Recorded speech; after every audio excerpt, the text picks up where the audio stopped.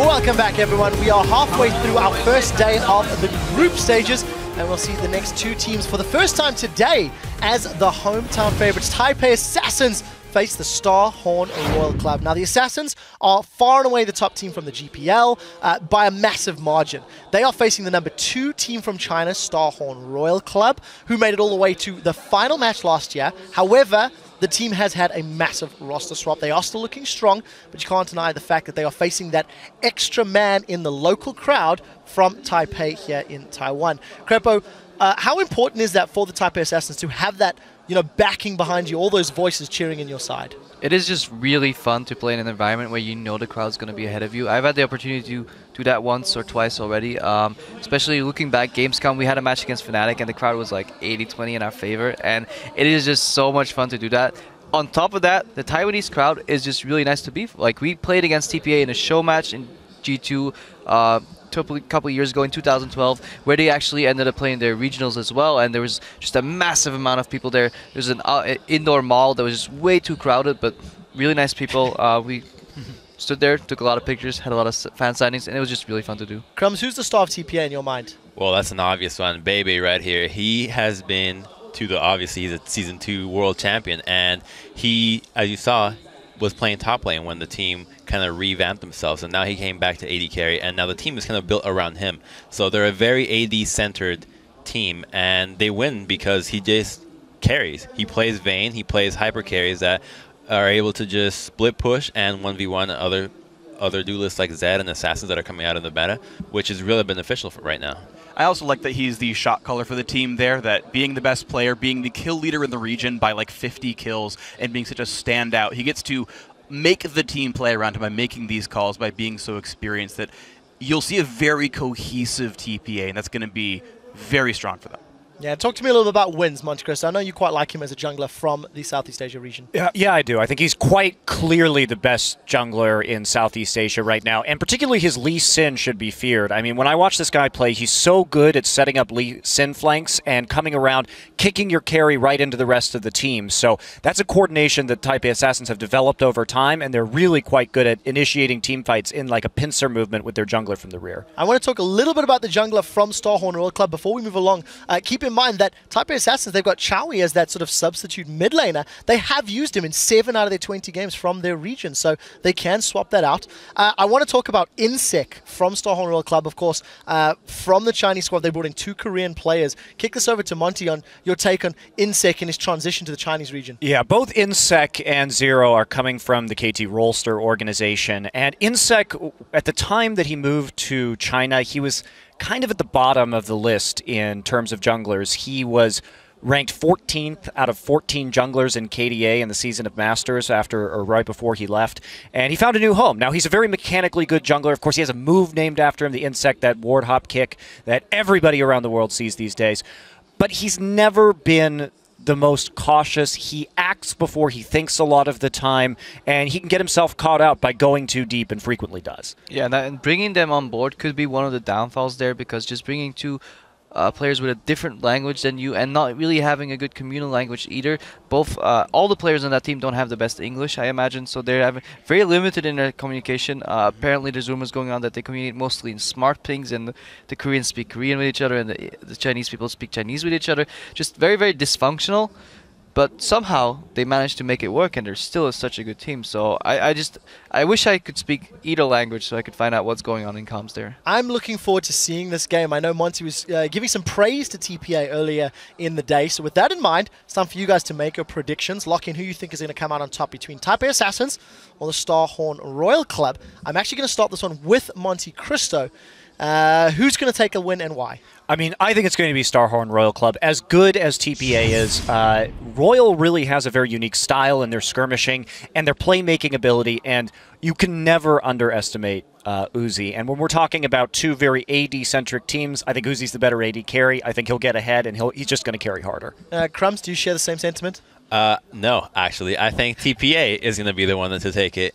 And even though both teams are very AD-centric, I think that the junglers are going to be the ones that play the biggest part in getting their AD carries ahead, because they're both Lee Sin players. Now, obviously, you have the best Lee Sin in the region and the guy that has a move named after him. And when I want to see is just Lee Sin versus Rengar. Pretty much plays left, right, and center and see who can get their AD carry ahead more, pretty much. Yeah, I don't think so. I think Royal Club is just going to knock the wins out of TPA. Oh, come on. This is what happens when you spend time with Freak. Too much time. Well, let's move you for along. moving to NA. You've lost the ability to talk. Freak, what's your prediction? Well, they were my number 1 to get out of the groups. I think they're going to win every single game here unless I'm proven wrong. Starhorn Royal Club is my number 1 for this one. I think they're going to win. And it's a battle, I think, largely of raw skill versus coordination. Basically, SHRC can just sort of win by being so darn good. And the player that no one's talking about, but we should, is their mid laner, Korn. He's way better than, like, we're just not talking about him, but he's so darn good. I think he's going to have a great time against Morning there in the mid lane. And that's going to be kind of it. It's going to look a little bit like TSM versus SK. And that's my prediction. Wow. Maybe not as quick, but like that. Oh, no. That's You've locked it in now. bold. You've Right. locked it in. There You you go. can't retract that. We will see if you're proven right. Over on LOLesports.com, this one is also very close to call. I share this sentiment, 50% for both squads. And we'll see whether or not this game can help people figure out future matches. Now, let's hear from the Season 2 World Champions as they tell us about the changes the team has made as they return to play in front of a global audience. 当年的资格赛，我们很不幸的被橘子熊淘汰了。记得那时候是因为有一批新血刚进去，然后大家也都在磨合，然后需要一些练习增加彼此的默契，所以那个时候我想没有拿冠军的，应该就是水准还不够。最近我们来了一名韩国教练，然后他给我们很多的帮助，使得我们赢得最近的 GPO 夏季赛。 哇！死前把 Kokomo 勾下来，太赚了 ！TPA 这一波赚下了 Kokomo 之后呢，顺利的摧枯拉朽，现在已经剩下 NAZ 被打倒在这边。他帮我们制定的就是练习量跟还有一些英雄，然后战术，就给我们很明确的方针，然后让我们去练习。 现在是要追击 BB， 而且 Q， 哇，这个 Link 的球女的大绝掌握还是非常的好。这边再配上那个明星赛就是一场胜利都没有拿到，就在想，我们跟国外的实力到底有差那么多吗？对。然后今年对我而言算是卷土重来的一次比赛，因为我觉得在这一年，我觉得我真的努力了很多，比去年的我努力了非常多。我觉得今年我一定要拿出我全部的实力来打这次世界大赛。很兴奋能打进世界赛，因为前2年就是很不幸，都差那么一点。 努力再努力，然后我们终于获得了 S 的资格，然后我也终于如愿以偿的回到了世界舞台。去扛着这压力，就觉得自己好像没有那么厉害。我有资格当这个世界冠军队伍的成员吗？我不会去管前人他们是多强多厉害，我只在意现在。就是希望不是被开门，是我们去开门去跟人家握手。 Fantastic hearing from the guys. Want to be the ones that are receiving the handshakes. They want to be the winners there, of course. Anyways, let's send it over to the guys at the caster desk as we have a new trio to take us into the play-by-play. Thank you very much, Quickshot. And hello, everyone. I'm Joe Miller. And taking over the caster desk with me are our next 3 games is, of course, Martin DeFiscio Lunga and Sam Kobe Hartman Kensler. We've got a big game coming up here, especially for the home crowd and Season 2 champions, TPA versus Royal Club. What are your thoughts on it? Well, first of all, I feel like we have 2 very different teams here. Yes, okay, the AD carry might be in focus, but TPA is this like team fight, objective-based team. We have to like to play a little bit slow, get to the late game, and then we have Royal Club, who's just like win lane, win game, forward. They want to fight. I like that you immediately point out the bottom lane for this one because we're definitely going to pay a lot of attention down there. Uzi and BB are both very big players for their respective teams. Another interesting wrinkle here for this actual game is that in the interview that TPA did with Garena, they were talking about how they had a bit more success against Chinese teams in their scrims than they did against the European teams. And they also said that Uzi and Zero were the scariest single players that they had seen in any of their scrims. So they'll definitely be paying a lot of attention, and we'll see if that changes up their strategy at all, if they start to focus more bottom 2, or if they maybe lane swap and just try and get away from them. And definitely hoping that they're not not quite as scary maybe today as they go head-to-head. Guys, we're going to get straight into the match, though, by checking out the starting lineups. On the blue side, from the Greener Premier League, it's the Taipei Assassins with Archie in the top lane, Wins in the jungle, Morning in the mid lane, Baby the AD carry, and Jay on support. And on the red side, it's the Starhorn Royal Club from China's League of Legends Pro League. We have Cola up in the top lane, Insec in the jungle, Korn as the mid laner, Uzi as the AD carry, and of course Zero on support. And because there has been discussion on how to pronounce Uzi, yes, we did get confirmation from player management that that's what he likes to call himself. And because so many people didn't really accept that, I went 20 minutes ago to his face. I asked him straight up. He smiled, he laughed about it, and he said, yes, it is Uzi. So you're the real MVP. We're going to call it that. For sure. Real MVP. That's the most recent info we have. He may change his mind later. Thanks for the confirmation, though, Kobe. That helps everyone out there in the world. Well, guys, we're going to be getting into Champion Select here in just a few moments. So where are the important things to look in this one? Well, so first of all, for me, it's going to be a lot about the junglers here as well, as Crumbs was pointing out. Lee Sin is the big jungler for both of these, and then also you have Rengar for Insec here. I wouldn't be surprised to see TPA ban away Rengar and try and get an early pick on Lee Sin. Yeah, that's the thing. This Starhorn Club, they are very easily focused in bans. Fizz and Yasuo are targeted at Korn more so than any other player in the entire LPL. Also, Insec is the second most banned on their team with both Rengar and Lee Sin. So we'll see what the second ban is. It's probably going to either go to Korn or to Insec here. And the thing about Insec is once you ban Lee Sin and Rengar, or at least you remove them from him, he falls back to like Java and maybe a Kha'Zix here, but he's not as good as he is on like Lee Sin and Rengar, where he can really set up the fights because he's action first, think later jungler, as Monte Cristo pointed out here. He wants to be the guy who starts the fight here, and the team better follow. I think that one reason this Rengar is such a good ban against Insec is because when you pop Rengar's ult and you get that infrared vision, it actually gives him more information on when not to go in, and he actually gets a warning system there. But does it stop him? Does it actually stop him? Not every single time. So we see the Rengar banned away, but no Lee Sin ban there. And actually Insec decided this time around that he's going to go for Kha'Zix. They also took out Ryze there, did Royal Club. On the other side, it was a first pick Lucian actually coming out for BB. So this is pretty funny because Ryze is normally not a very used pick by Royal Club here. We have seen it a few times in mid lane. Cola didn't actually play it in top lane before right now, if it's going to go for him in the top lane. So really mixing up the things here. Also Kha'Zix for Insec instead of the Lee Sin. Yeah, I think that is going to be another mid lane rise here for Korn. He has done that a lot recently, but really I want to go back to the first round pick from Taipei Assassins. They steal away Uzi's favorite champion, the Lucian. They said that they were very scared of him. They're probably going to target him. They already did it right in the first round of picks.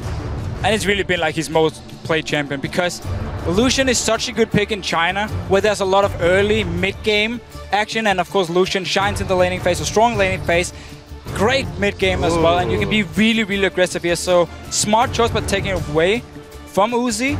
I still want a little bit about this Lee Sin. I really want to see what Insec can do on Kha'Zix. Well, Lee Sin for wins, but want to touch on that Janna pick because we've been hearing a lot that Janna is going to be a big, big pick in the World Championships this year.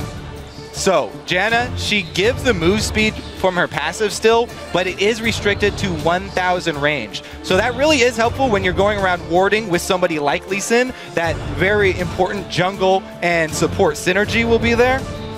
So the big deal for me with Janna is you want to have disengaged when you play against a team like Royal Club because they want to fight, they want to be aggressive, they want to force you into bad situations where you have to react instantly. When you have Janna, you can ulti, you can reset the whole fight here, and then you can back away and you can choose when you actually want to go in if you want to team fight here. So I really like disengage against Royal Club. Plus, we can also look to see if they take a page out of Shield's book and go with the early Bloodthirster for Lucian to do the shield stacking with that Janna-Lucian combo. Very interesting pickup. On the other side, we actually saw Orianna locked in here for Korn. That's by far and away his most played champion this year. 16 games played, and it has a 12-4 record. And while we're on Royal Club side there, Nami also locked in. Big, strong picks coming out for Royal Club. Yeah, and Zero has really been a great support for Royal Club. I mean, obviously he's from Korea, transferred over with Insec as well, and he's just been performing so well with Uzi down his bottom lane. And Nami he's one of the few supports also in China who actually likes to play Nami, who likes to play the disengage style. So I really like the pick. Also, if Royal Club gets a 2v2 lane here, because you have Nami into Janna, it's going to be great for Royal Club. So they're going to look for standard lanes. You also want to have your Ryze against Dr. Mundo up in the top lane here. So I expect Royal Club to go in level 1, try and get some wards down, spot where TPA is going, and make sure to get standard lanes. They have great lanes all around, and actually a very, very teamfight focused comp here. Not as early aggressive stylish as we sometimes see from Royal Club, but definitely around the mid lane, also the jungle pick, where Insec won't be able to start the fights himself, but now you can get the ball on at least from Orianna, and then he can go in. And speaking of Orianna, we can also talk about Syndra there locked in as well for Taipei Assassins. What do we think to that one? Yeah, it is going to be an interesting pick there for Morning because it is a little bit out of character, you know. Yeah. He'll have a lot more kill potential than we're used to seeing from him. Well, guys, as these two teams prepare to go head-to-head, we'd like you to turn to Twitter and let us know who you think will win this match. Tweet us using the hashtag TPAWin or SHRWin to @LOL Esports, and we'll figure out exactly how you think that one's going to go down. 50-50 was the LOLesports.com vote. Do we agree with a 50-50 here? I would put Royal as their favorite, but I really feel like TPA is a strong team, and we're playing here in Taipei. If they want to beat Royal Club, or if they can beat Royal Club, they can take number 1 in the group, because Royal Club TSM, I'm not sure who's the strongest. We're going to see later on. If they can beat one of them, why not both? Well, we are about to get into the game then. Both Royal Club and the Taipei Assassins going to show us exactly what they've got coming into their first match of the 2014 World Championships. TPA, of course, starting out here on the blue side, and we heard it earlier, a possible 6th member of the team being on home soil. So again here, looking at the combo over on TPA's side, you do have Illusion Janna. That's great for siege and towers here, great for at least killing them once you get close enough, where Orianna can be a bit annoying for Lucian with the range nerfs down to 500 now, so it's a bit harder for him to siege up towers. But you do have the Syndra, extra range, you have the backup stun as well, you have the disengage potential for her. So TPA can look to try and fast push from towers here, but there's a lot of wave clear on the side of Royal Club, so they should be able to keep them away. So we talked a little bit about the bottom lane matchup, but one thing we didn't talk about at all is the fact that Uzi decided to go with Caitlyn this time around, a champion that he actually this year has a 100% win record on. Only 3 games played though. What do we think to Caitlyn? Yeah, so the last time that they used Caitlyn, it was in combination with the Janna for the early pushing of the turrets, which worked really well against OMG. But this time around, with the Nami and being matched up against Lucian, we'll see how he can take advantage of the extra range for Caitlyn in this laning matchup. If they do stay down there in the 2v2s, then Uzi can actually use that to get a big upper hand onto Lucian. With Lucian being changed down to a 500 range AD carry, we'll see about that. This deep ward, though, looks like TPA won't fall into that trap. Instantly, you just see Mundo move down to this bottom lane here, because TPA, they want to make sure they get the lane swap. So nice little ward down in the lane to see if anyone from Royal Club was standing and waiting. Of course, Uzi was down the bottom lane. Decided to get a few hits on Jay as well to really show TPA, yes, I am here. You can swap your Mundo down. You can get your 1v2. So we are going to see the lane swap. Does mean TPA will give up the dragon control, but it's all about just dodging around this bottom lane here. And they're going to get free reign on that one. We can see that Archie actually sticking with wins from the start of this one. Obviously, would have a tough time if he was to go down into that 2v1. Kohler doing pretty much exactly the same here as he follows Insec on that red buff start. This mid lane going to be a big one to watch. As we said, Morning, not the type of player that usually goes for these very aggressive mid laners. He prefers generally those more utility, supporty type mid laners. Well, that mid lane will be isolated more so than usual. They just really have to watch out for the roaming double ganks there, and maybe even 3-man ganks when the supports come. But really, I want to point out the difference in style in the lane swap here. Starhorn Royal Club, they're quickly shoving down bottom. They waste no time. Whereas TPA are trying to freeze up top. And this is really the two mentalities of these two AD carries. BB likes to farm up for the late game. Uzi always likes to get the action going very early. So we'll see if Starhorn Royal Club knocking down an early turret, if they can take advantage of the extra map movements they'll be able to make. And what should happen here is actually TPA should make sure that Archie down this bottom lane, or send him down to this bottom lane so he can start picking up some farm. Because when you fast push in a lane swap, you will never build up a big wave it means it's harder to dive, and at the same time, you can zone away and deny CS from a top lane because you will constantly push it in. So I really feel like TPA should have sent both Archie and Wins down towards this bottom lane. Corn Zone is solo invade. This could be really, really bad for him, actually. Getting caught out here, has to flash back towards his turret. There's the stun going in. Ignite goes down as well. And it's first blood for the Taipei Assassins. So the first rule of lane swapping is that you do not go to the side of the map where your opponents have the duo lane. Honestly, I think Corn was like expecting Archie to be down towards this bottom lane. I didn't expect him to be in the top side. So he just walked straight in. Didn't even place the ward beforehand. He also picked up the sweeper for him, but he walked straight into two people. And funny enough, I've actually seen him do this before, where he will place his ward, at least walk to the wrong side in a lane swap, and be caught by surprise, end up dying. There's a TP actually coming down into his bottom lane, so Archie will come down, get himself some farm. Will also have the backup of Jay. Funnily enough, we also see Wins moving in, but Royal Club are actually moving down there as well. They're going to come around the backside, and if you look at the minimap, not actually spotted by any wards at this point. Wins just there doing his golems, but it looks like Royal Club are actually just going to loop around. That's a decent little bubble over the top of the wall from Zero, but we'll see what Archie can get here in terms of farm. Is ahead of Rise at this point. As Wins start to move himself in, we'll finally get vision of them. So we do actually see TPA sending down Archie to this bottom lane. Make sure we can pick up some farm. It's much smaller. It'll be bad for TPA because 4 members from Royal Club moving out to spawn. They want to kill the tower first and then go for the kills. Well, they're going to have to back away here, TPA. 4 men from Royal Club will make sure that the first turret of this game, maybe on the next wave at this point, will be going down. Archie and Jay have decided to actually stick around from this one, try and soak up that little bit of extra XP as it comes on through, but that turret is going to be going down, and Royal Club will pick up the first one of the game here just over 5 minutes in. Importantly, TPA do have a ward in the back of this Dragon Pit, so they'll see this start off, but Lee Sin is way too far away.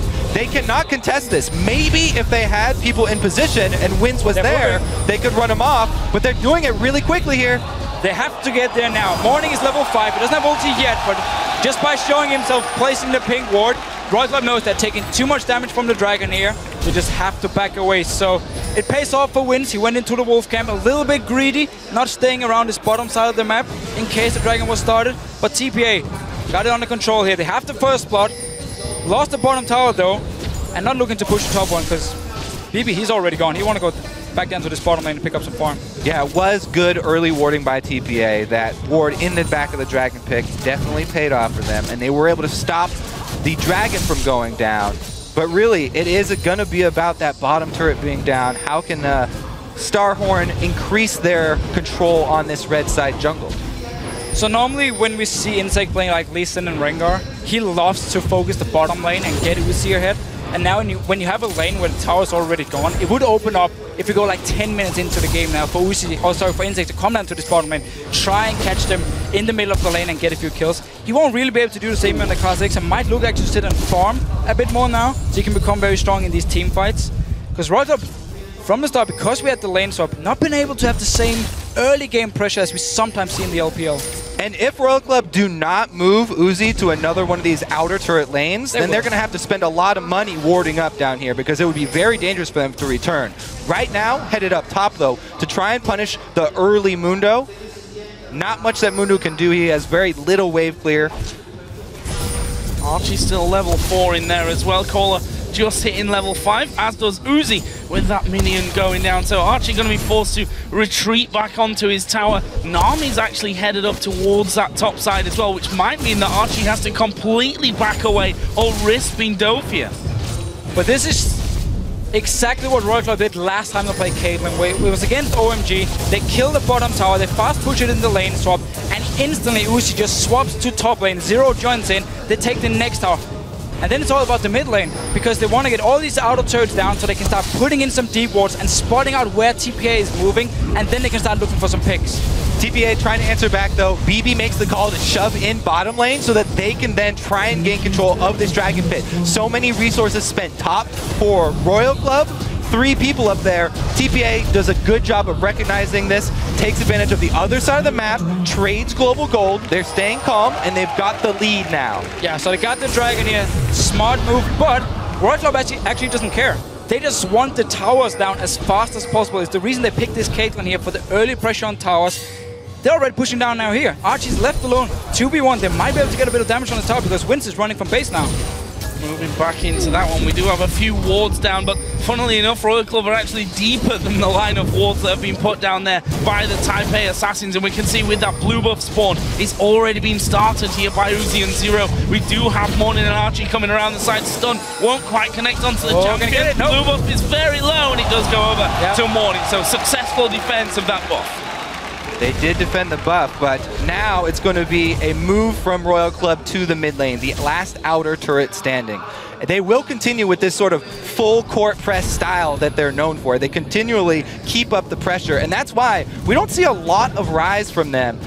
He doesn't have a lot of time to ramp up before they start forcing these fights. We'll see if they actually have Cola join the team. Pretty much they're going to try and maneuver him on the side lanes now, while it's a 4-man early shove, and then just try and have Rise soak up side lane experience, making use of that teleport to go from bottom to top, wherever the big minion waves are. And we often see with Royal Club, Cola, he's the guy who's split pushing. Like, he loves to play Jax, he loves to play Aurelia, where he can actually split push and take down towers by himself. Rise, he's going to be fairly strong in one-on-one, but he's not exactly the guy who walks up and kills the towers here. So it's going to be all about him getting a lot of farm in the side lanes, and then he joins in for these team fights here. We might see him TP behind and try and flank around.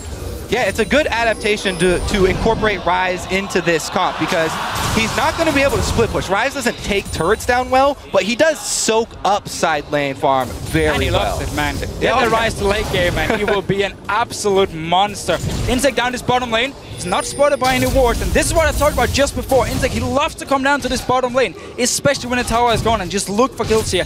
Possibly a counter gank. Wince is already gone. It's going to be about the bubble here, though, and if we look at the AD carry items, there's a BF sword difference, despite the fact that BB is ahead in CS, and we can see them now actually recalling from that one, realizing that you can't really match up to the power there of Uzi, especially if a bubble were to land, and Zero must be close to hitting that level 6 point as well, where his tidal wave would come into effect. Mid lane stayed a little bit quiet these last few moments, but it's Morning that's got a big advantage. He's headed up towards his top lane now. Rise already starting to back away. This is the danger if you're trying to soak up on all these side lanes with a squishy early game Rise. He's very, very diveable. They make the call to back off, though, because there's a lot of pressure headed mid here. Starnhole Royal Club looking to group up. Mr. Penguin here, they are pinging it, so they want to kill, but they also need to get into this mid lane. Notice how Uzi and Zero know they can't go mid lane as long as Morning is there to wave clear. To see a small fight, never mind. But as long as Morning is in the mid lane, he can sit there and wave clear, which means Uzi couldn't really fast push the tower after he took down the top one. But as soon as Morning moved from this mid lane, Uzi ran in there, he'd already shoved up bottom lane, and he wanted to see if he can get some damage on the tower. Pretty much identical builds between the AD carries and the mid laners at this point. Both of them going up towards the Athenes. Are they going to be able to get into this one? And in the end, Kohler actually deciding against it. Yeah, that's really going to cost them, since they were trying to have him sort of play the defense here. Looks like that move down there from Korn to soak up and stop the push from BB is going to buy them some time, but they have stalled it out a little bit here. It was a bit of an aggressive move, though. Cole actually wanted to teleport down, try and gank BB to kill him, because a lot of TPA's playstyle is built around BB. Like, he's the shot caller, he's the captain, and he's often the guy they look to, like the guy they want to have to carry the late game. Lucian won't be a hyper carry like we normally see, like Tristana is a big pick for BB here. Still a great late game carry, and we'll continue to look for him to do well, get him to team fights where he can start carrying, and also why we saw Royal Club thinking about shutting him down or trying to shut him down. TPA just trying to set up a bit of a trap there. They know that both Uzi and Zero were hanging around this middle lane, but actually Zero had already recalled and was on his way back out of the base, so nothing really open to them. We do have a dragon coming up in 1.5 minutes time. Up until now, it's TPA that have got the wards down around that area of the map. We'll see if that continues, though, as 2 men go down bottom there for Royal Club. And it looks like we're going to be seeing that 2v2 once again in action. Is Intake here going to get the slow? Actually flashes in there for the extra damage, and Archie is not going to be able to get away from this one. It's Intake that picks up a kill. Nice little setup here. There was a ping ward from Royal Club in the bush, so he could move at least close enough before he got spotted by the ward, and it was too late for Archie up in his top lane to react. End up dying. He will respawn before the dragon. He does have teleport ready as well. Down his bottom lane, who's taking a lot of damage from BB. BB not scared there to get his hands dirty, and that may just free up a lot of damage on towards this tower. There is the culling coming out. That'll get rid of pretty much half a minion wave.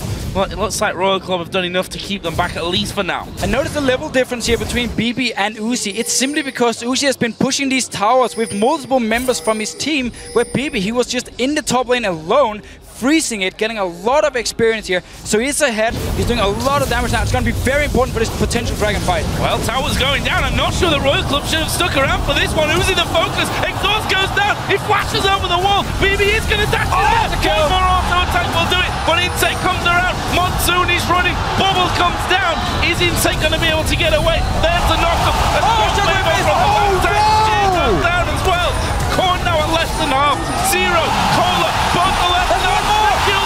Wins go through, and that is a 4 for 2. What the Taipei Assassins, incredible! What a huge swing for TPA. That turret going down and BB following up. The level advantage pays out big. They're able to get the kill, snowball into several pickups. That's not only going to be the turret, it's going to be the dragon. Big boost here for TPA. Giant mid-game power spike. Beautiful play there, and just notice how every single member from TPA rushed to this bottom lane. Let's just see it again. Your tower goes down, shield already from Jay onto BB, doing a lot of damage to him. Notice that, level 10 to level 8. Uzi flashes, it's not enough. BB can chase, finish him. Now the important part, the first ulti from Jay actually missed Intake, so he won't get to knock him away, but he's just healing BB and trying to make sure he can stay alive. Korn flashed for that Sombrero ult, by the way. Well, that was Intake. So Intake, they're able to get a kill here while watching the replay, but man, the missed shockwave from Korn there really hurt them. Morning came in and he barely missed that Cinder Stun, but that didn't hurt them nearly as much as the missed shockwave. I have to say too, that was some fairly greedy play by Uzi, sticking around the turret that was only a couple hits left from going down. And we were talking before the World Championship started, the great thing about watching these Chinese teams, that from what sometimes seems like a 2v2, all of a sudden becomes a 5 versus 5 as they get into the action so quickly. But TPA really matching them here on that one, coming out big and now lead this game close to a 3,000 gold lead, 5-4 up in kills. Behind slightly here in turrets, they've got a 4-0 on wins here on Lee Sin, showing against the opposite number, Inseku, famed of course for that Lee Sin play, that he can certainly bring this one out big. Morning getting himself another blue buff there as well. And really what we are seeing is the whole plan from TPA coming to fruition finally here. One of the reasons why people stopped fast pushing the turrets down was because of the option to freeze the other side lane, and TPA did that. They sat on all of the extra experience and gold that they were going to feed into BB, and then finally brought it down to the bottom lane for the second dragon. And the fact TPA has Syndra sitting in the mid lane to wave clear is simply meant that the whole idea from Royal Club with like taking down all the outer turrets as fast as possible, it failed because they couldn't push the mid lane. Morning was sitting there, he could just constantly wave clear it. He played it very safe in the laning phase. If he had died just once, instantly Uzi would have been in mid lane, killed the tower here. He played it really wisely. Kept wave playing, top lane, going down. Yeah, quick reactions here from TPA, seeing there was no one top, seeing the gathering, maybe you could say, of Royal Club in that middle lane, pushing straight up there, leveling out the turret score. And as I said before, 4,000 gold is not too far away here for the Taipei Assassins, and looking very, very good. And we heard the crowd after that last fight, yes, really getting pumped up here, and that's something that you can never really count out.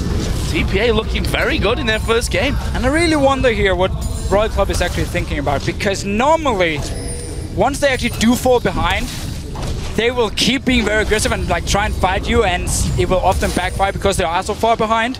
So they're not really a good team at coming back into games here. And they don't have Intake on a playmaking jungler. They don't really have Uzi, at least for now, for the next 15 minutes on Caitlyn where he really needs to stack up items before he gets to the late game and he becomes a hyper carry, he won't be able to go in and solo kill people either. So the two playmakers, Insec and Uzi, are not able to go in alone and start something. Which means TPA, as long as they play safe, stick together as a unit, they will be able to win. Well, I think one of the biggest problems for Starhorn Royal Club here is going to be Achi towards this late game. He's facing the double solo lane AP from Royal Club, already got his Spirit Visage done. He is going to be very, very hard for them to take down. Talking about Insec and Uzi, it's going to be up to them.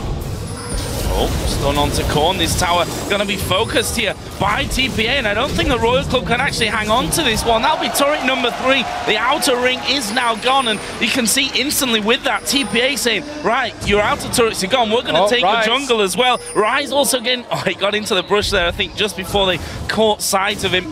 The wards go down, though, and this is where we'll really see how well TPA can turn this lead into a possible victory. We know them as a team that sometimes take their time to win games because they do it by the book, and getting the wards down is now the next step for them. And doing it by the book against a team like Royal Club is just the perfect strategy, because again, they want to fight, they want to get in your face as much as possible.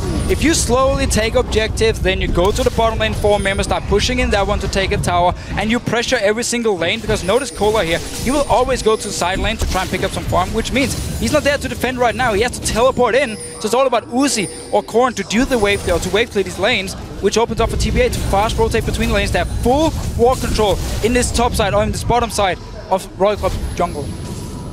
All of that vision does come a large part due to their support, Jay, who is also going to make their tower sieges really, really easy as well. Having that Janna ultimate in your back pocket, just in case there's a bad shockwave, is going to make them be able to get up to the turrets very quickly. You can get a shielded double shot off under the turret and slowly take it down very easily. Plus, they have the support of a Syndra long-range stun, one of the best AP champions to have at those tower sieges, because she can hit that CC from out of tower turret range very, very safely.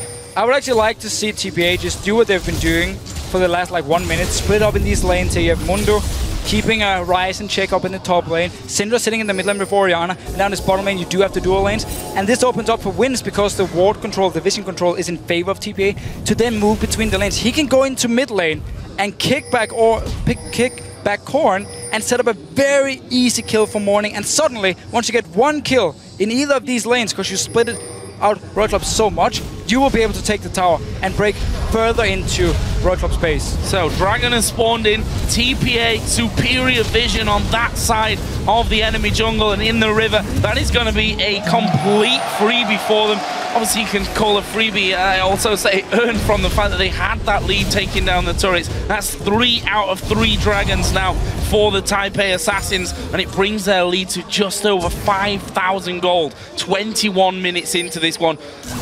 Doing really, really well at this point. The question is, can they turn a lead into a victory against Royal Club? Well, they have sort of turned their sights towards mid, but the ping back onto blue, that would be pretty big for them. They need to get that for Syndra. Adds a whole lot more pressure in a tower siege. You talked about TPA playing some of their leads out slowly, and they have that luxury right now.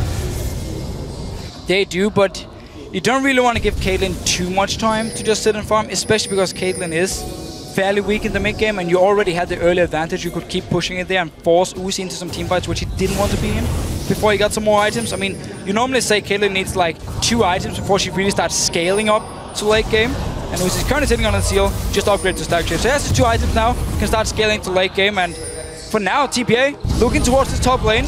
All the wards that in the bottom side of the jungle has ran out, and moving on to they've played it by the book. They moved up their ward line. All of their wards almost in Starhorn Royal Club territory right now. They've claimed both sides of the jungle. Swinging up top here, this undefended secondary turret top. They get a lot of damage down here before any response shows up. Ace in the hole coming through, and Royal Club may be looking for the fight here. They're certainly going to force TPA to back away from that turret here for now, but TPA have all got themselves together. The stun not quite landing there. They were looking to pinpoint Uzi, but looks like Royal Club have done enough now to force TPA to back away from it. But how far are they going to go? They still wait here by that tribush. BB just going to go out there, get rid of the ward. but at least for now, no fight gonna come in there. And they can continue to play it safe like this, kite back into the areas where they control the vision. Because look at Starhorn Royal Club's composition here. So hard for them to actually get an initiation. Very dangerous. Against a Mundo tank and a Janna who can reset the fight, you really need a great shockwave to pull this one off. Definitely agree it's going to be hard for Royal Club to actually stop or go kill TPA, but they can keep waveling. We've just seen for the last 5 minutes, Royal Club has been able to sit in the lanes. Wavelet has barely been any damage from TPA onto the towers here. So Royal Club at least buying some time, and it's still funny to see them play like this, where now they're forced to be defensive and sit and just wave clear their lanes.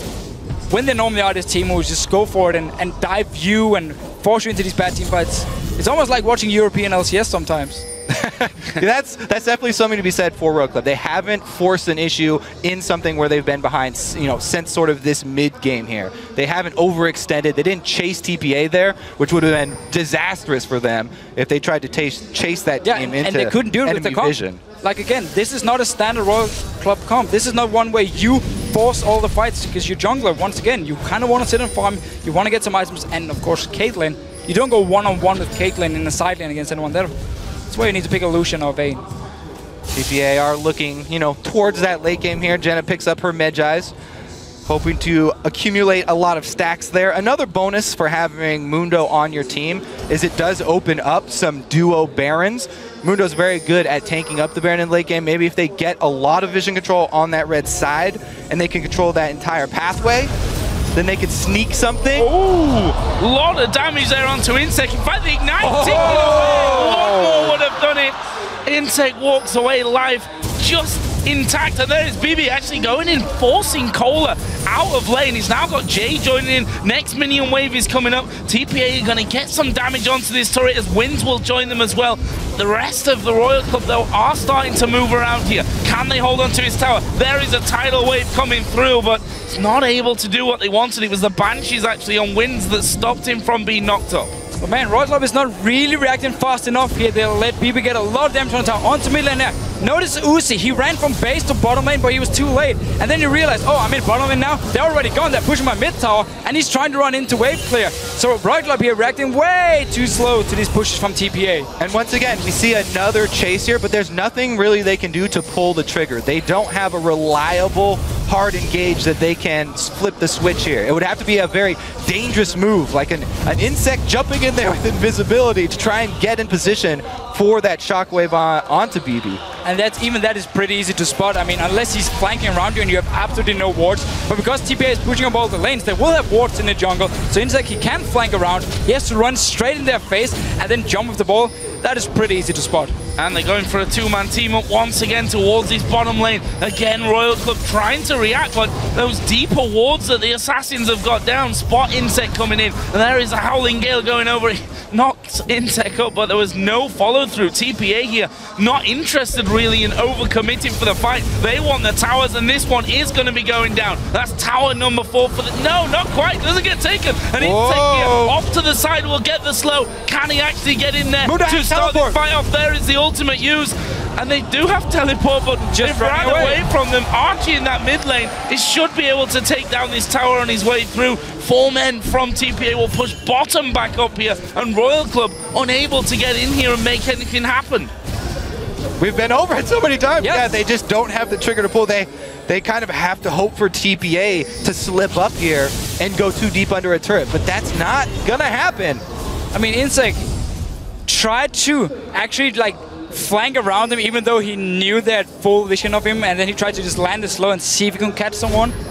Not gonna happen. Even the Janna passive to help speed you up, and this is gonna be another dragon. So TPA been using a few different tactics now to try and get a tower down. We saw them just before here with the dual lane in the bottom lane, Winds running between the two lanes, which was what we talked about earlier, and then Morning's in the mid lane, push it up, and they did get a lot of damage because Royal Club are not reacting fast enough to these pushes. They're not expecting, okay, where is TPA gonna send their dual lane? Where should Uzi be to wave clear fast enough?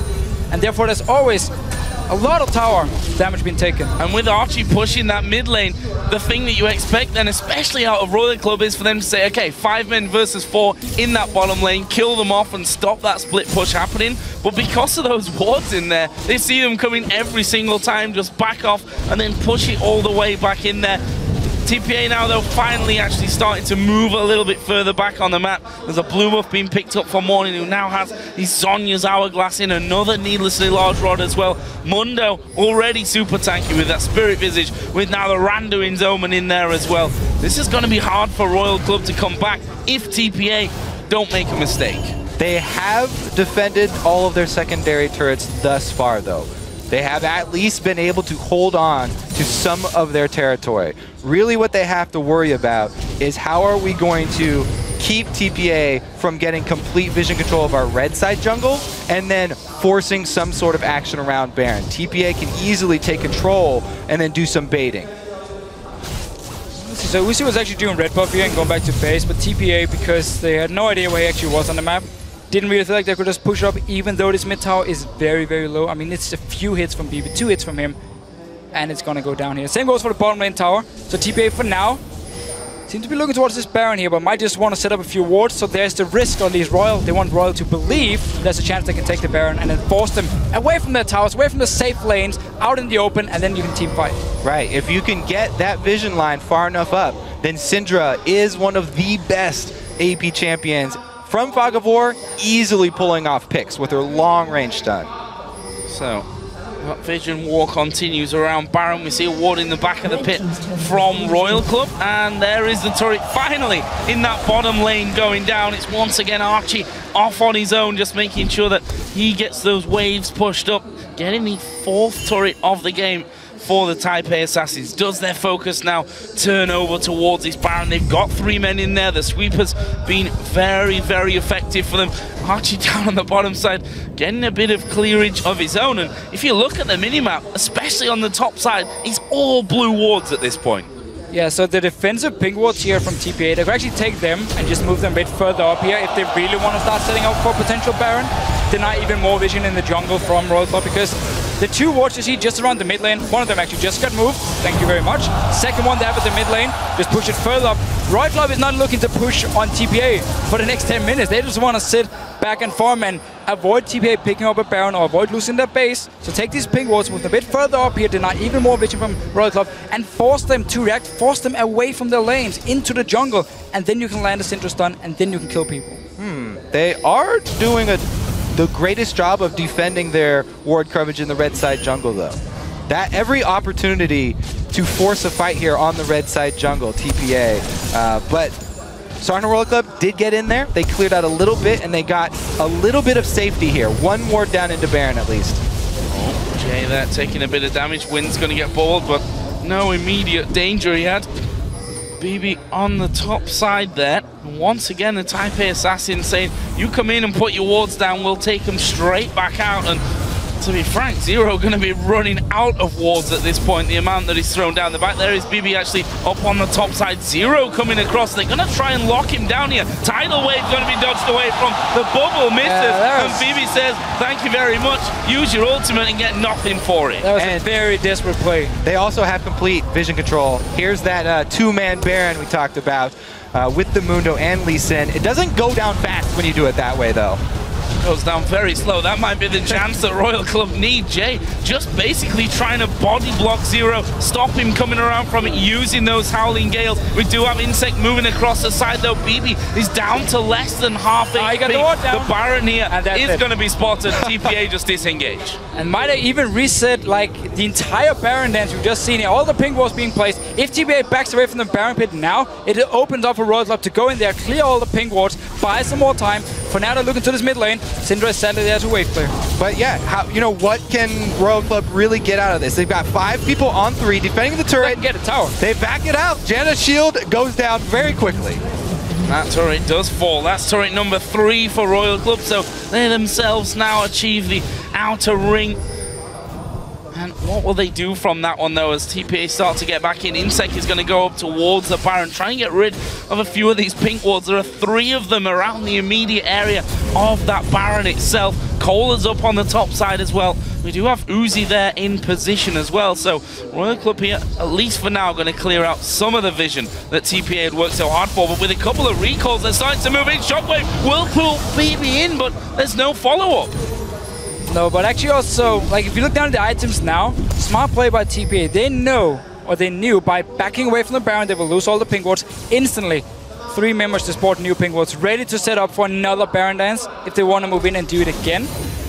I'm not sure why BB actually did go for Last Whisper as he's the 3rd item here. He could have gone for Bloodthirster. There's not a lot of armor on the side of Royal Club, giving him a lot more damage. Tower pushing potential here, so Last Whisper wasn't really worth it for him as the 3rd item here. Could have delayed it for 4th. Well, right now Royal Club are actually moving down towards the Dragon. That already spawning into the map. Archie down on the bottom side, maybe part of the flank around, but no, we see there 3-man recall. They're giving this one away. Well, this is that reward for chunking BB in the mid lane there. He went back to base, and Royal Club, they get another objective here. They're slowly clawing their way back into this game, and this is TPA. This safe sort of style is not paying off for them right now. Every step that you give Starhorn Royal Club back into this game makes it scarier and scarier. They thrive on these Baron fights in the late game. The team fight, you don't want to let them have one of these late game team fights. Uzi now, he's becoming very scary. He's got those Caitlyn items you're looking for. One more damage item on Uzi, and he will be able to shred. He's holding right now over 2,000 gold. Oh, ace in the hole comes through. You see it takes almost half of BB's health away. And BB pushing out that wave, but it's only going to fall into the hands of Uzi as that one pushes through. We're also seeing more wards going down from TPA, using that scrying orb just to check if anyone was waiting as they once again get those deeper wards down. Insect going to be waiting off to the side, who's actually stood on top of that ward as it went down. And that means that TPA once again get control. They've actually got a minion wave. This is the tower going down. They've done well to actually defend this one. Insect not going to be followed through there. I thought Morning might pull the trigger, decides against it. Yeah, you can see how risk-averse TPA they are. Even though they get one of those long-range stuns on a squishy target, don't overcommit, they just take the turret. I feel like though TPA needs to decide.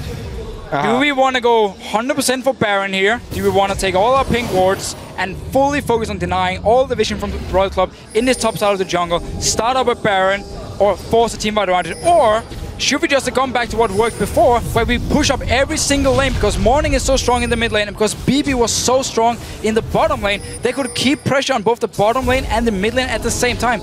And it paid off in the start. They got the towers really low. They could have kept doing it, killed those 2 towers, instead of dancing around the Baron here for the last 5 minutes where they're basically not been doing anything. And we do get to the point where you have to start thinking about super, super late game. Exactly. Royal Club have way more damage they can bring to the table. That's the whole point. I mean, you're basically buying time for Royal Club to keep farming up here. They got the last Dragon as well. And TPA is not pushing the advantage. And funny enough, when we actually watched the finals between TPA and AHQ, the GPL finals, there were some very, very long games. Even when TPA were far ahead, they would just keep like playing extremely safe, keep picking up objectives here, dancing around the Baron a little bit. And AHQ almost came back in the game. We were like 60 minutes in, and they were a lot of goal behind.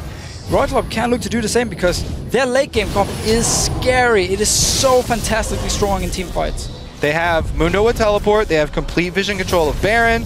They can shove up this lane. They need to create some sort of pressure here. But right now, they've just been wave clearing, picking up the neutral dragons, which, yes, is giving them a nice pot of gold.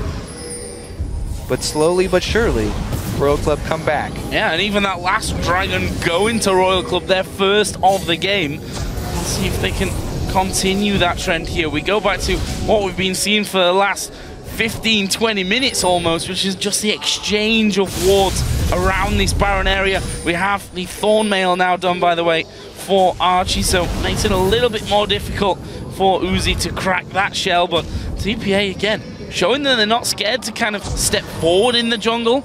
They're just not using that positional advantage for They need to be more aggressive. I mean, they need to take Jay, Wins, and Morning, and you just go straight into Royal Club's top side of the jungle. Then BB up in his top lane.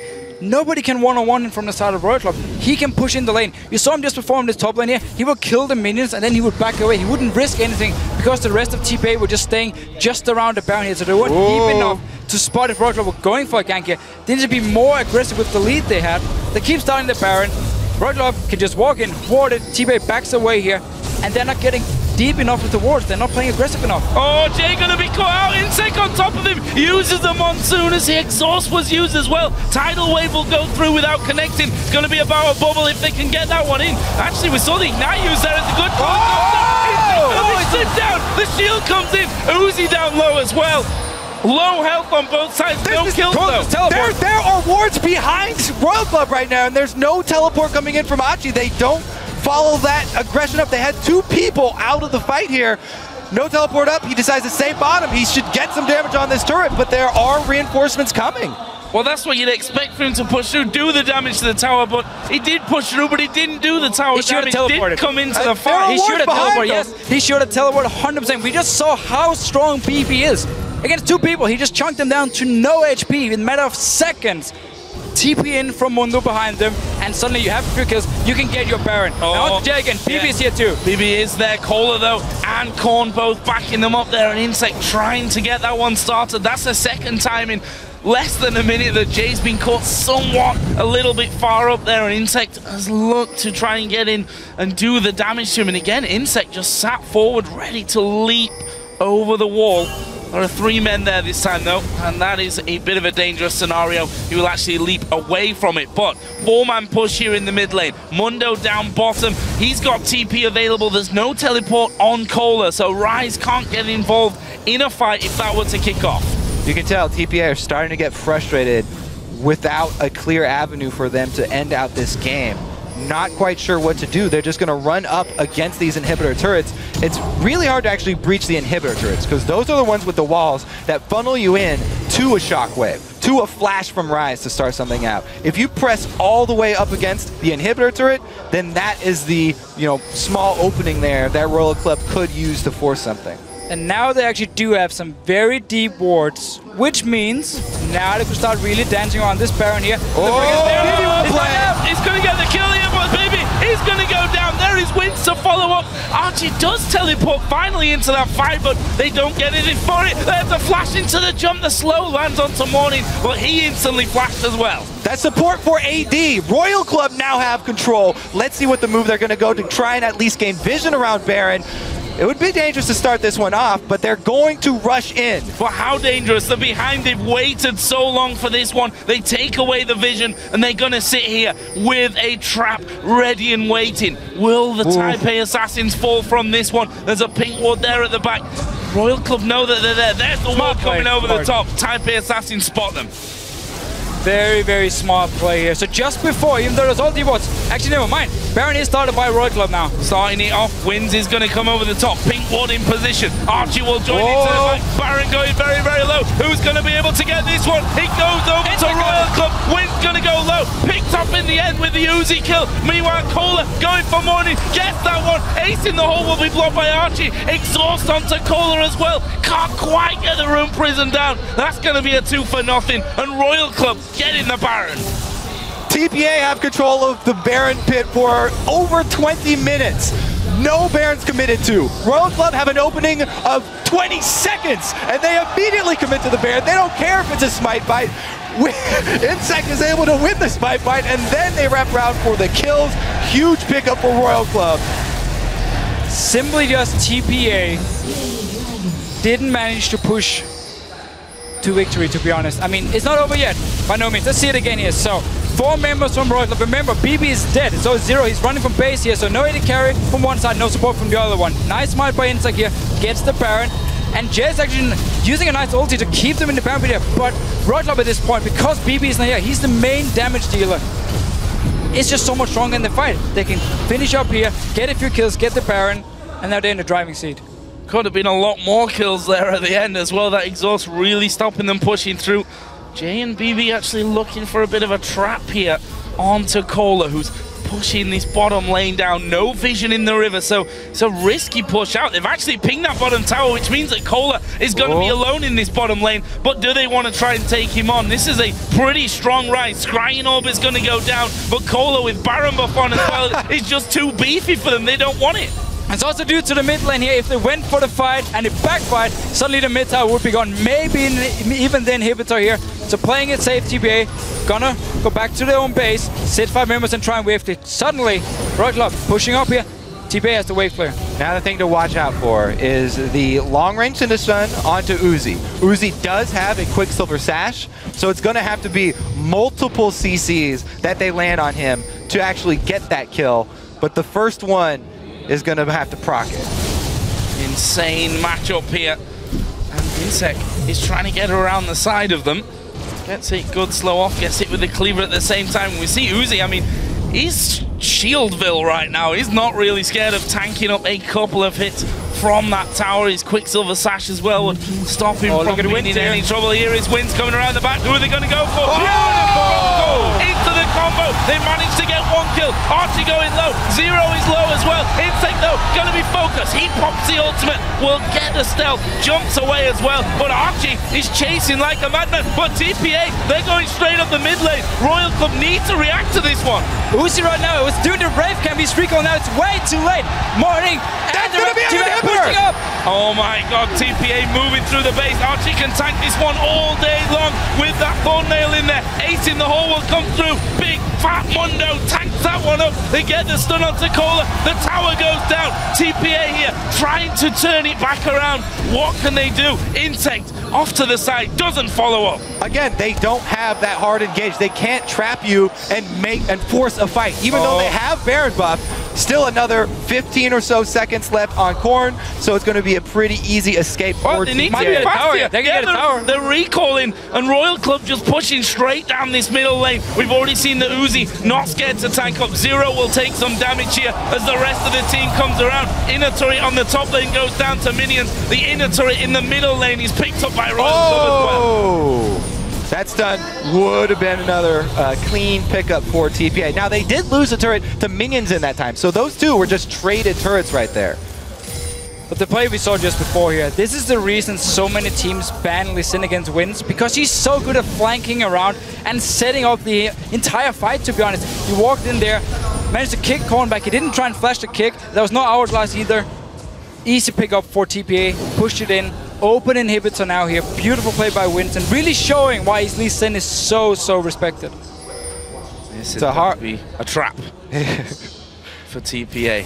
Can they lure Royal Club into it? For now, you'd have to say, no way. Royal Club staying away from that one. And look at this. TPA actually coming to try and close in onto Insect. They've got a lot of vision on the top side of the map. They see both Uzi and Zero in the base, thanks to the ward that they left behind earlier on.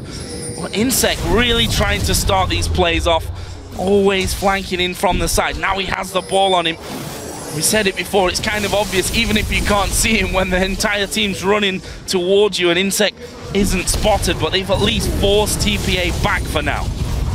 Really risky by BB here to not actually get a defensive item as his last item, because TPA is playing a setup here where it's all about Morning and BB to do the damage, so you know who Royal Club is going to try and focus here. And if Insect comes in there, followed up by Korn with the Rune Prison, then BB will die instantly, because there's no defensive items. He's going towards the plate of the Rune King. He's got to rely on Janna and the kickback from Lee Sin. If he's not protected, then everything is lost anyway. They have to have him as a pure damage source here, because Mundo's not going to be doing the damage. Lee Sin's not going to be doing the damage late game. They really need to squeeze it out of somewhere. So this is up to BB's late play. And, you know, this is what the team has relied on. Him in the late game with the big plays. And a wise man once said that offense is the best defense. We'll see if that actually comes to be true here. As once again, Insect trying to get it right. Taking half of Insect's health away. That was insane damage coming out of BB. And Insect realizing he can't keep doing that without the help of his team. And again, we see Royal Club. They're forced onto the side of the map. TPA going up middle towards the inhib. This is actually going to be inhib. The rest of Royal Club, they're running towards the base here. They want to maybe try and fight. Oh, speeding Cola has flash. They can force that. Coming in. There it is. They're going towards Morning. Tidal wave from the side. Morning going to go down. It's Korn that gets the kill. Can they get any more? Uzi trying to get in the damage on towards Archie. He's got his ultimate running and will try and back away. So 60-second spawn timing here for Morning. And Royal Club have 30 seconds until the Baron comes up as well. They should be able to turn and get that, if not an inhib turret of their own. Are you guys still with me? Yes, we are here. Job. I know it's a great game, but we got two analysts on this one. You've got to help me out here. But Royal Club pushing forward. Turrets being hammered away on. It looks like that's it for now. Baron is coming up in 5. That's what Royal Club are going for. They should easily be able to get this one because, as you said, the discrepancy in revive timers there is going to be way too much. So another Baron for Royal Club, but they are also going to have to worry about getting back to defend the inhibitor here. Wind's going for the solo steal? No, he's too late and he's going to die for it as well. And that could be real bad news. Korn is actually recalling here, so no push just yet for Royal Club. Right, didn't even have to care about the inhibitor or the possible chance of TPA pushing. I mean, we had BB doing red buff, and of course Morning was still dead here, so it would have been a very risky play by TPA if they actually pushed up the mid lane. So another Baron here for Royal Club. And funny enough, go 20 minutes back, and suddenly... Oh, we were talking about how TPA, they were so far ahead here, just pushing up the lanes. Could they actually close out the game? The answer is no, they couldn't. And all of a sudden, Royal Club, heading gold, got a Baron buff. Thing is, Royal Club, they had to use that Rise flash to get the catch onto Morning, and it definitely paid off for them. They won't have the flash for a long time, but now they have the Baron buff, and they need to make this Baron buff count. Let's see how well the siege will go, because they do have to be careful about warding up behind them. They don't want Winds to pull off another one of those Lee Sin plays. That top inner turret has got a big wave pushing through. Royal Club gonna join into it. Teleport's available for Kohler as well, who's in the base right now, so he'll be able to join in. I think wisely here, the Taipei Assassins decide to leave it. Notice what Kohler is doing. He's just sitting and waiting. He has Home Guard already on his boot, so he wants to teleport in. That's going to be the engage. Not flashing in with Rise, just Home Guard, and you run straight in against TPA, land the Rune Prison, and then you can start a fight. Now he's actually moving out, because they got to push all the way down to the base. And here's the teleport, no Home Guard this time. Teleport coming into it, and Kohler will simply just join the party from this one. What's the next option for them? Waves in the top lane and in the mid lane too are going to be bearing down onto those inhibitor turrets, but Royal Club want to go on this top inhibitor turret. There's the Cully coming through! He's mastered the damage onto Uzi. There is a tidal wave together, disengaging. And the Royal Club once again being shocked by the amount of damage coming their way, have to back off. This is the point that's extremely exciting in the game, where everybody's getting to their max item builds, and I love the fact that not only has BB built full damage, but we have Uzi as well. So full damage, both AD carries, which means, yes, if one of them is out of position, then everybody has to spend all of the defensive ultimates to make sure their AD carry does not go down. That is the key to these fights, protecting the AD carries. Look down his bottom lane here. Massive wave being built up by Royal Club, pushing in. As long as they keep TPA here, they might be able to move down and push in and get some damage in the bottom lane with this big wave coming. They're moving down now, but so is the rest of TPA. Look at that graph there as well. TPA had such a control on this game for such a long time, and finally Royal Club swinging it now in their favor. They're even pushing onto the steps in the bottom lane. Mid lane's pushed way up. Finally that top lane has gone back a little bit for the Taipei Assassins to give them a bit of a breather on that front. There's the stun onto Korn. No follow-up just yet. Kohler actually going in. Bit of damage towards Archie. Once again, the Cullen being thrown out defensively, trying to keep them off the tower. Keep your eyes on the ball here. It's going to be about the Shockwave and about the Syndra stun. Who's going to hit the highest priority target first? Archie's going to be focused there a little bit. He's down to less than half HP. He might have to pop that ultimate here. Of course, has massive regen even without that one. Insect hit with the Q, but Wind's not looking for the play just yet. The Baron buff is still on for Royal Club at this point, so they're feeling good. Even if they take a bit of damage, 0 down to half. Gets hit with the stun at max range from Morning. But it's so hard for Royal Club to push in here when you're against Lucian and Syndra to do wave. They hit the they're going to Baby. There's the Monsoon coming out. There is Insect down to half HP. Ulti comes through. It's not enough damage though. This could be the game right here. Jay is low. Kohler trying to get in to finish them. Good Howling Gale will stop him chasing, but that is the inhibitor turret. Going to be focused. They're all at half HP though. It's dangerous to stay. Korn gets hit by the stun. They do stay and they do get the tower, but their health is back with TPA. Are they going to go for this one? With BB being down, there's not a whole lot of threat here. Royal Club can easily get this inhibitor. You had to see, though, they waited so long. They had to wait for the full duration of the flash from Kohler to come back up. from last time they were able to make a move. But it does. He decides to take it, and they're immediately rewarded with an inhibitor going down. Finally, an inhibitor destroyed here. That is going to change the entire face of this game because they have pressure bottom. They can go up the top with Caitlyn, take down a quick turret. Cola goes right in. He sees that open line for BB and takes it. The key damage source taken out from TPA. And it's just such a perfect setup because he flashes him with the Rune Prison just as the ulti from Uzi is actually fired to get the extra damage, kills him instantly, and it's all about BB in these late game team fights. If he's gone, there's no damage. And again, yeah, he needs to build the full damage, but it's just so risky and so hard for him in these fights. One mistake, and he goes down. The fight is lost by TPA. Less than 2 minutes until another Baron comes into play as Cola just wipes out that big wave on the top side. If we look down the farm, there's some ridiculous numbers on the scoreboard. I mean, we're 53 minutes into this one. There's over 500 CS on both of the AD carries at this stage. Insane game. As TPA once again, oh, they're setting up a trap. Royal Club don't know they're there. There's Insect, Guardian Angel. There's a Howling Gale coming through, but everything missed. Everything missed there. Wins takes the ace in the hole. They're going to back off. Look at those shields on Uzi too. Talk about defenses.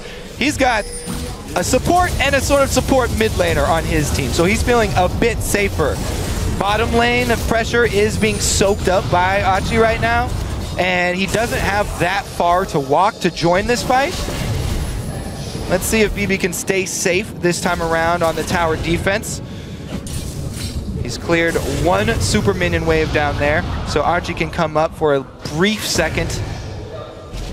It's up again, though, for Royal Club to force this. This time, though, no flash for Ryze. Shockwave will be more important. We just have to say it. I mean, Royal Club has been able to outskill TPA in this game with the comp, and now going in for the fight. Oh, he kicks him, but not right into the team. Wind's going low here. Cola actually going to be the focus to get Archie. Monsoon goes down. I think Royal Club have done enough to get the tower. They do. Insect is in the middle of the team. They still have a Shockwave. An ace in the hole is used as well, and that is going to be inhibitor number 2 going down. Insect the focus. He will leap away, and I think they've done enough to escape this one. TPA not going to chase. And Baron is spawning in about 10 seconds here. You have 2 inhibitors down. Go back, heal up, take the Baron, and go towards the top lane. Get the last tower down, get the last inhibitor as well. Things are looking very, very good for Royal Club here. Looking very strong with the late game comp. And it's been all about TPA not being able to close this game out. I mean, they had 2 options here. You fully bait the Baron early on. You put all your effort into denying vision in the jungle. In the top side of the jungle, you get a pick with the Syndra, which is perfect for it. Or you just keep pressuring every single lane like they did. BB was a lot stronger than Uzi. They're committing to this. Teleport comes in. They're going to trap him inside. Wind's going to move into that one. Oh, he doesn't get it. It's Royal Club. They get the Baron, but there is a Cully going through. They're smashing them in the back of the Baron pit. But there's the Shockwave. It gets Jay. 2 for 1 up until now. But it's a double for Uzi. Insect gets another one. This is going to be an ace in the hole. Doesn't quite get them the ace, though, in the end. Archie's going to run away, and it leaves 2 versus 1 left on the map. Baron going over to Royal Club. Insect's not going to be able to get a kill there, but another insane fight. And with Uzi still up, that means they can still destroy some buildings here. This might even be the game for Royal Club. They can press in. They've got super minions, top turrets under pressure. They're going to try and end it. Archie got to be the boss here with that big tanky Mundo. Can he hold them away from it? Super minions coming in, inhibiting the bottom lane. Is going to go down once again. His next teammate is arriving in 25 seconds time here. He will have 2 of them coming up pretty quick, but Royal Club are focusing in on towards those turrets. There is the first one going down. Second one will be shredded as well. Archie will actually fall in the end with all those minions and the 2 men left alive. And Royal Club, after 56.5 minutes, win their first game here at Worlds. Such a great comeback here by Royal, and it's funny how when we see Royal normally play in the LPL, they're not really a team to come back once they do fall behind, but this time around, a bit of a different comp. Cola and Ryze for the first time, at least from the first time I remember, and they just managed to keep defending. Baron never went in favor of TPA.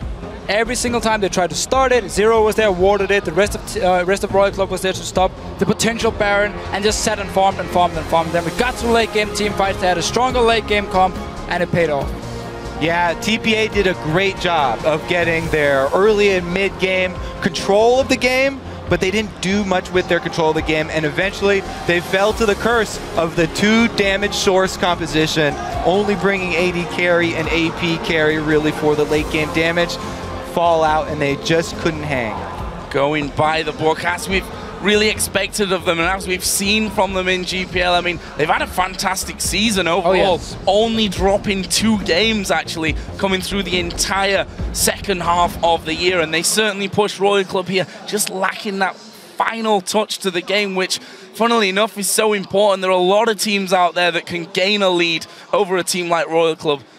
You look then, though, to the fact that you've got to actually finish out the game, which is what a lot of teams are going to have problems with. Yeah, again, TPA, they just needed to make a decision. Okay, do we want to keep split pushing every single lane and just take down towers and duel you in these 2v2 and one-on-ones? Or do we want to try and find a pick in the jungle and potentially a Baron?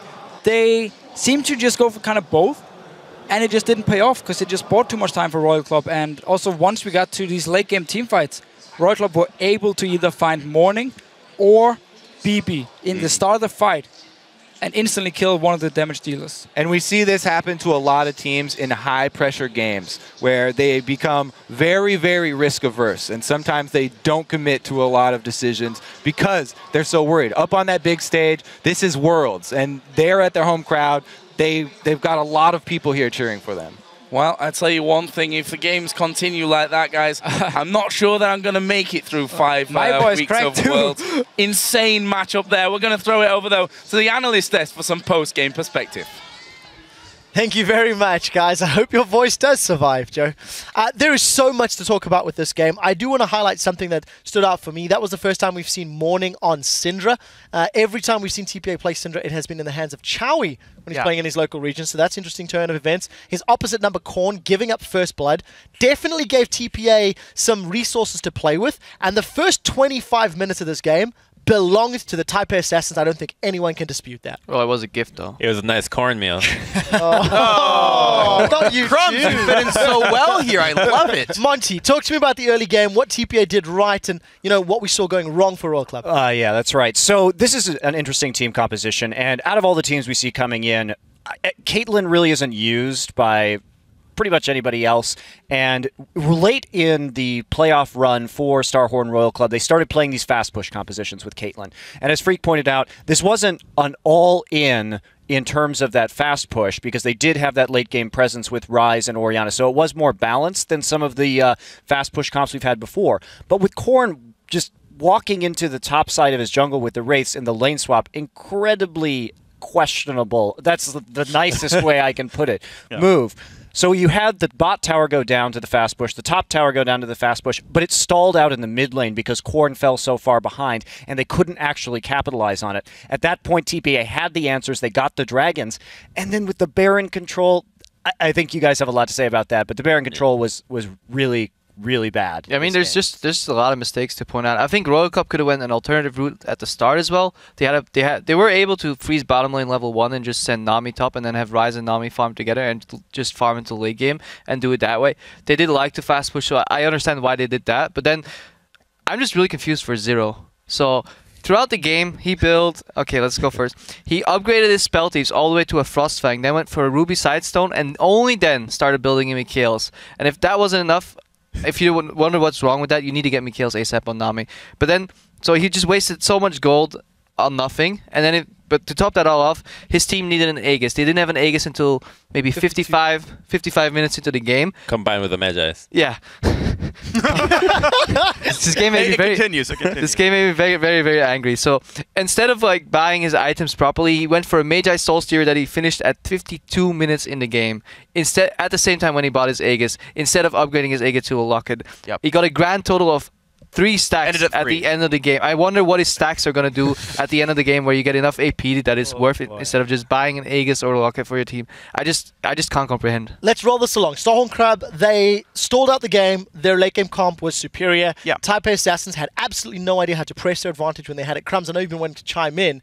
Care to expand? Wins did well for his team, but it just wasn't enough. Yeah, honestly, the biggest point that stood out for TPA, they did really well in the early game. They had an 8K gold lead. It was all about the Baron bait. And the big biggest thing to point out for anybody that wants to understand what happened was that their ward coverage was not proper. They had a lot of wards around the actual river area and Baron, but they did not have enough wards in the red side jungle for Starhorn, which means that if they start Baron, they can't see Starhorn come in. They need to move their ward control and ward denial into the red jungle, so they have a lot more preparation time to see if Starhorn decides to come in and contest the Baron. In addition to that, they just need to push out their mid lane first. If they actually were the opposite team, their wards would have been perfect. Freak, wrap us up here before we go to stage and yeah, it's unfortunate that the Baron mates didn't work very well because sieging was kind of not an option against this type of team. You've got 500 attack range Lucian, a Syndra who doesn't have any escape tools. Those are the only ranged champions on your team, and you're facing an Orianna, a static Shiv, right? Like and the wave clear coming out from the Kazakhs as well, and then you've even got the tidal wave. So there's so many anti-push tools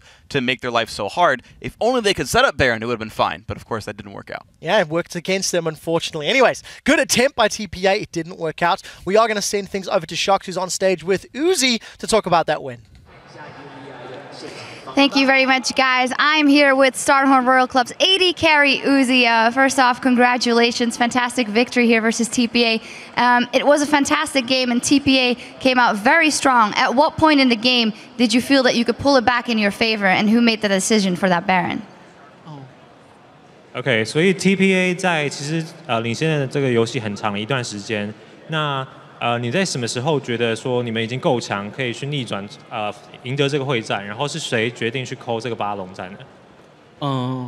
就因为我们的阵容就拿得非常的后期，然后一旦我们拖到30分钟或者40分钟以后的话，我们打团或者是埋伏他们就是打团会打不过我们，因为我们的阵容比他们优势。Okay, so basically we have a very late game team composition. So when passing the time point of 30 or 40 minutes, actually we have the advantage at team fight and ambushing. Yeah, we saw that in a fantastic victory. Now, later up today, you're going up against North America's TSM. What do you think of their bottom lane, Wild Turtle and Lustboy, that you'll be playing against?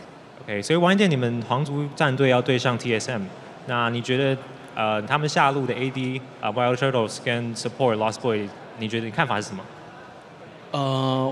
我觉得这次参赛队伍的下路都非常强，而且我也有看过他们的比赛视频，然后我也会用很多的方法去赢得他们吧。Okay, so basically every team that's participating in this World Championship, they have really strong bot lane, no matter which team. And I've watched Wild Turtles and Lustboy play before while on stream or on tournaments, and I have my way to beat them. Aha, very interesting. Well, that'll be a great game. Well, if you manage to win that game, you're well on your way in this group. Obviously, last year you were in the finals of the World Championship. This time around, a lot of changes to the team. How far do you think you guys can go this time? Okay, 所以去年皇族也打到总冠军赛嘛。那今年你全员都换了，你觉得在这支新的队伍，你能走得多远呢？也能到冠军赛吗？我希望我们也能进到冠军赛，而且拿到冠军吧，加油！ Okay, I hope this team and this year we can still make it to the finals and actually get the championship. All right, well, we'll be seeing in your next games. Congratulations. Thank you very much. All right, it's time again for a quick break, but when we return, AHQ will face off against Samsung White. We'll be right back.